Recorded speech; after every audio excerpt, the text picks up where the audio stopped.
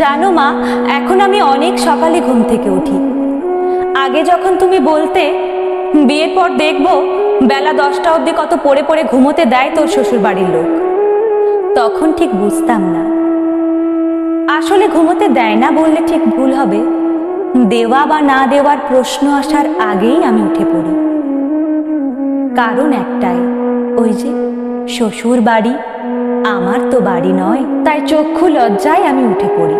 হ্যাঁ, ভালো শ্বশুর বাড়ি, রান্না না করলেও হয়তো কিছু বলবে না ঠিকই, কিন্তু বলা বা না বলার প্রশ্ন আসার আগেই আমি এগিয়ে যাই।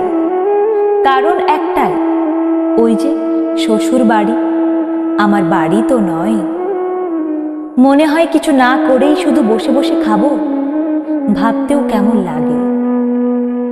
কিন্তু 2 মাস আগে অবধি তুমি রান্না করে আমায় খাওয়াতে, তখন তো মনে হয়নি এসব। তুমি নেহাত অসুস্থ হয়ে পড়লে তবেই রান্নাঘরে পা দিতাম, তাছাড়া নয়। মাঝে মাঝে বিকেলে একটা কথা তুমি বলতে, 1 কাপ চা করে দেবারও আমার কেউ নেই। জানো মা, এখন আমি প্রায় বিকেলে চা করি। খুব ইচ্ছে করে মা, যদি তোমাকেও গিয়ে 1 কাপ চা করে দিয়ে আসতে পারতাম। কত কাজ নিজে পারলেও তোমায় জ্বালিয়ে খেয়েছি। মা, মোবাইলটা চার্জ থেকে খুলে দাও, মা বুক শপ থেকে অমুক বইটা একটু এনে দাও, ইত্যাদি নানান রকম বকা ঝকা দিয়ে আবার করেও দিয়েছো কাজটা। মুখ ফুটে পারবে না কথাটা বলতে পারো।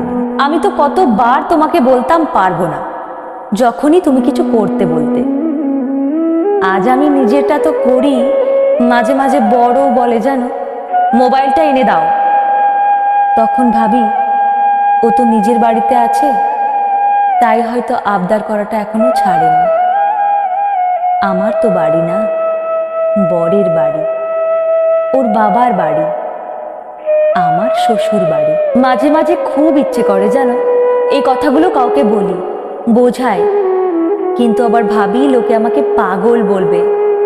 এগুলো তো খুব সাধারণ ব্যাপার, সবাই করে, আমিও করব, এটাই তো স্বাভাবিক, না করলেই বরং অস্বাভাবিক। আচ্ছা মা, বিয়ের আগে এত স্বাভাবিক অস্বাভাবিক ভাবতে হতো না কেন?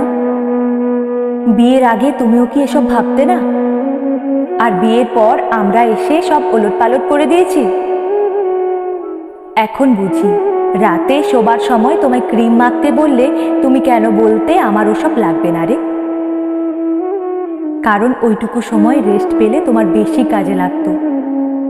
যার মনের চর্চা কেউ করে না, তার আবার রূপচর্চা। জানো মা, মাঝে মাঝে নিজেকে না খুব অপরাধী মনে হয়। তোমার কাজগুলো তো একটু ভাগ করেও নিতে পারতাম, আর তুমি বা আমায় বুঝিয়ে বলনি কেন? তুমিও কি তোমার মার সাথে এমনটাই করেছিলে মা? তাই কি তুমি আমায় বলতে পারোনি? হয়তো ভবিষ্যতে আমিও আমার সন্তানদের বোঝাতে পারবো না, তবে ওরা বুঝবে একদিন, ঠিক বুঝবে। দেখো, যেমন এখন আমি বুঝেছি। আমি ভালো আছি মা, তুমি চিন্তা করো না, বুঝিয়ে নিয়েছি নিজেকে। বিয়ের পর মেয়েদের কি কি করতে হয় আর কি কি করতে হয় না, তবে কি কি করতে নেই সেই লিস্টটাই সবচেয়ে বড়। নিজের ইচ্ছে মতো ড্রেস পরতে নেই, সবার আগে খেয়ে নিতে নেই, সে যতই নিজের পছন্দের জিনিস হোক না কেন। খুব জোরে জোরে হাসতে নেই, খুব জোরে জোরে কথা বলতে নেই, কেউ ভুল হলেও তাকে ভুল বলতে নেই, যখন খুশি শুতে নেই, সারাক্ষণ মোবাইল নিয়ে বসে থাকতে নেই। আরও আরও কত যে ছোটখাটো বিষয় নিয়ে মানা। মোদ্দা কথা, নিজেকে নিয়ে বেশি ভাবতে নেই, অন্যদের নিয়ে ভাবতে হয়, তবেই ভালো বউ ভালো বউমা হওয়া যায়। কিন্তু যতই ভালো বউ হই না কেন, এই বাড়িটা তো শ্বশুর বাড়িই থাকবে মা, আমার বাড়ি তো কোনোদিন হবে না। আর ওটা এখন আমার বাপের বাড়ি। কথায় কথায় লোকে তো এখন তাই বলে মা, তাই তো বলে। তাহলে আমার বাড়ি কোনটা মা? আর তোমার বাড়ি বা কোনটা?